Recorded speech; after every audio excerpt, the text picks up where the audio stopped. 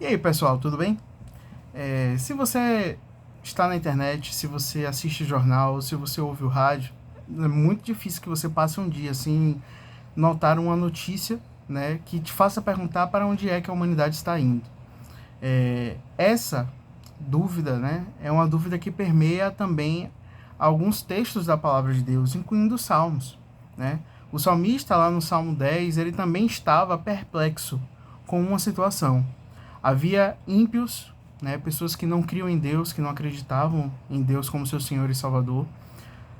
E essas pessoas estavam perseguindo os pobres, os órfãos, as viúvas e os necessitados. E o salmista, diante desse horror, dessa notícia, diante dessa constatação horripilante da decadência, né, da decadência da humanidade, ele indaga a Deus: Deus, onde você está? Por que você está tão longe? Por que você permanece distante disso aqui que está acontecendo? E a verdade é que muitas vezes nós temos a ideia de que Deus está alheio aos problemas do mal, de que Deus está alheio às circunstâncias ruins que acontecem dentro do mundo, dentro da sua criação. Mas na verdade, a verdade verdadeira é que ele não está. Ao contrário do que muitos pensam, ao contrário do que muitos muitas vezes usam como forma de contestar, né, de brigar contra nós que somos cristãos e acreditamos em Deus, Deus governa sobre todos com o seu cetro de ferro, no mais alto e sublime trono. Ele governava antes no passado, governa hoje no presente e governa no futuro. Ele está além e alheio ao nosso tempo, mas isso não significa que ele está alheio aos problemas que a sua criação vem sofrendo. Deus já iniciou o seu processo de restauração de todas as coisas com a vinda de Cristo. Nós que somos cristãos somos evidências fáticas, comprováveis, físicas, de que Deus se importa com o rumo com o qual sua criação está tomando. E que não apenas se importa, mas que já tem um plano traçado para isso. O salmista lá em Salmo 10 vai dizer assim: levanta-te, Senhor, ergue a tua mão, ó Deus, e não te esqueça dos necessitados. Porque o ímpio insulta a Deus, dizendo no seu íntimo: de nada me pedirás conta. Mas tu enxergas o sofrimento e a dor, observa-os para tomá-los em tuas mãos. A vítima deles entrega-se a ti. Tu és o protetor do órfão. No versículo 17 ele diz: tu, Senhor, ouves a súplica dos necessitados, reanimas e atendes ao seu clamor.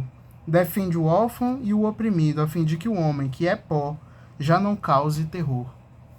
Então veja, o salmista, ciente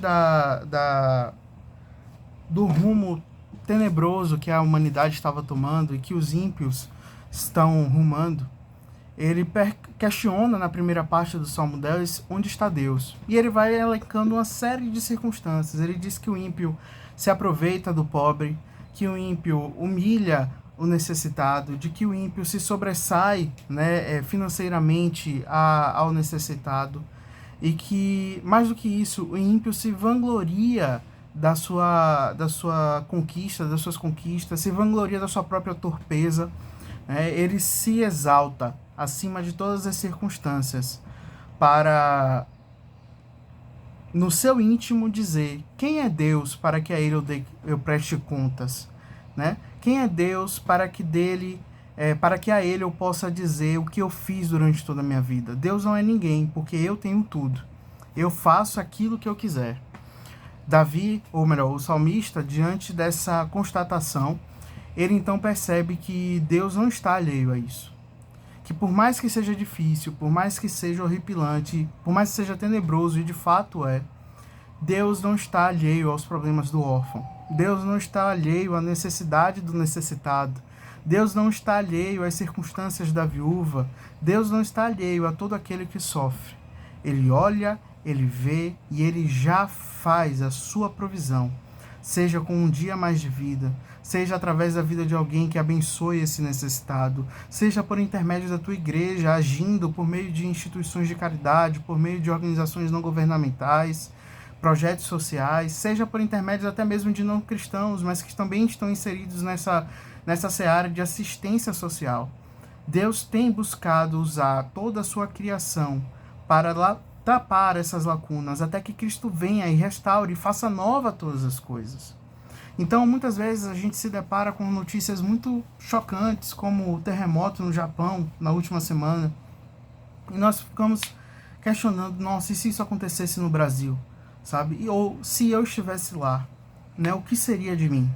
O que seria de nós se passássemos por circunstâncias tão graves, por circunstâncias tão debilitantes, que nos colocassem no lugar dessa persona que está no Salmos 10, né? De necessitado, de órfão, de viúvos.